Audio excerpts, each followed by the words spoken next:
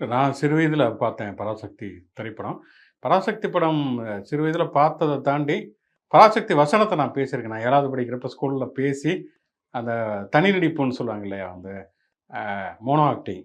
அது வந்து பராசக்தி வசனம் பேசி நான் வந்து பரிசுகள் வாங்கியிருக்கிறேன். அதுக்கு பிறகு தான் நான் திரைப்படமே பார்த்தேன். அப்ப அந்த கதை வசனம் இருக்கும். பராசக்தியுடைய கதை வசனம். அத படிச்சுட்டு தான் பராசக்தி பேசி, அதுக்கப்புறம் அந்த திரைப்படம் பார்த்தேன் வந்து.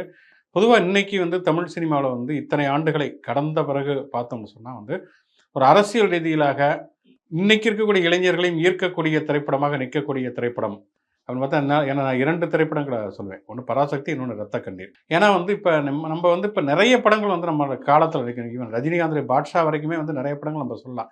ஆனா என்னன்னா, அந்த படத்தோட ஸ்கிரீன் பிளே அது நமக்கு குடுக்கக்கூடிய ஒரு பிளஷர் ஆஃப் த டெக்ஸ்ட்ன்னு சொல்லுவோம் இல்லையா? அந்த மாரியான ஒரு காட்சி இன்பம். இதெல்லாம் நெறைய படங்கள் தந்திருக்குது.